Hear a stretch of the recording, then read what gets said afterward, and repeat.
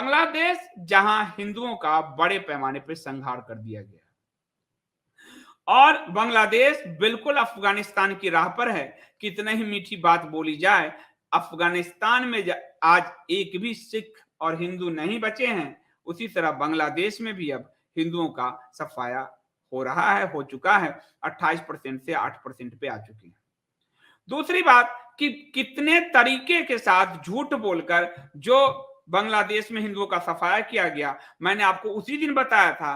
कल बांग्लादेश से ये रिपोर्ट आई है तो फिर एक बार आप लोगों को पोस्ट में दिया कि एक हरा टिड्डा हनुमान जी की गोद में अपना आसमानी किताब रख के हनुमान जी की गदा निकाल कर और वहां से निकल गया, सीसीटीवी में पकड़ में आया है, और उसके बाद कोहराम मचा के पूरे हिंदुओं को साफ कर दिया गया। यानी इनके मजहब में ये जो कहते हैं अपने आसमानी किताब, अपने मैसेंजर ऑफ गॉड के बारे में जो बोलते हैं, ये सब ढकोसला है, क्योंकि ये उसको भी अपने टूल के लिए इस्तेमाल करते हैं। ये साफ दिखा।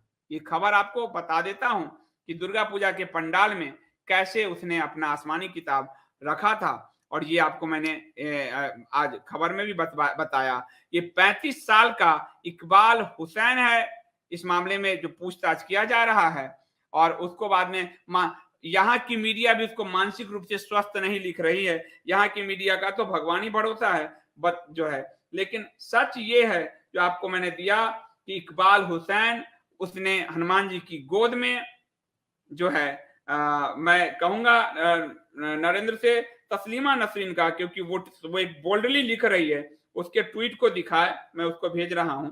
और नहीं तो किस तरह से वो हनुमान जी का गदा निकाल के जा रहा है, और भारत की मीडिया और बांग्लादेश की मीडिया बचाने पर लगी है कि वो तो मानसिक रोगी है, ये तो मजहब मानने वाले ही मानसिक रोगी। अभी ये तो पकड़ा ही गया था, मैंने उसी दिन अभी एक और दिखाओ जो अभी मैंने भेजा है, तस्लीमा नसरीन का ट्वीट कि गदा निकाल कर ले जा रहा है, हनुमान जी का गदा निकाल कर ले जा रहा है। और ये 13 अक्टूबर को नानुआ दिगिर के पूजा मंडप में हनुमान जी का गदा निकालकर उनकी गोद में उसने आसमानी किताब रखा, और इसमें ये उसके बाद बड़े पैमाने पर हिंदुओं का सफाया किया गया। 65 से 70 घर फूंक दिया गया, लोगों को मार दिया गया, पलायन करने को बाध्य हैं, और हिंदुओं की पूरी दुनिया में कोई सुन नहीं रहा है। इस सफाया करने में म्यांमार के हेरिटेजों की भी बड़ी भूमिका है बांग्लादेशियों के साथ मिलकर, जिस पर शेख हसीना भी बोल ही चुकी है।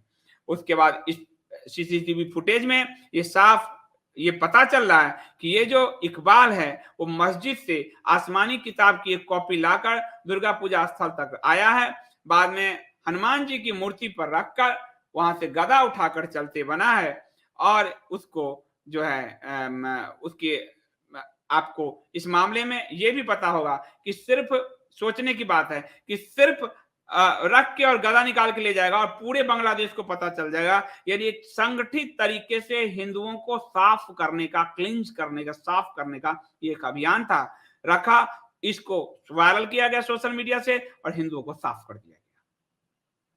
ये सोची समझी राजनीति साजिश थी हिंदुओं के विरुद्ध। अगर हम इसको देखें तो 33% कभी बांग्लादेश में हिंदू थे, आज उनकी आबादी 6%, मैंने 8% कह दिया, 6% रह गई है। 1901 की बात है, तब 33% हिंदू इस पूर्वी बंगाल जो बांग्लादेश था उसमें थे।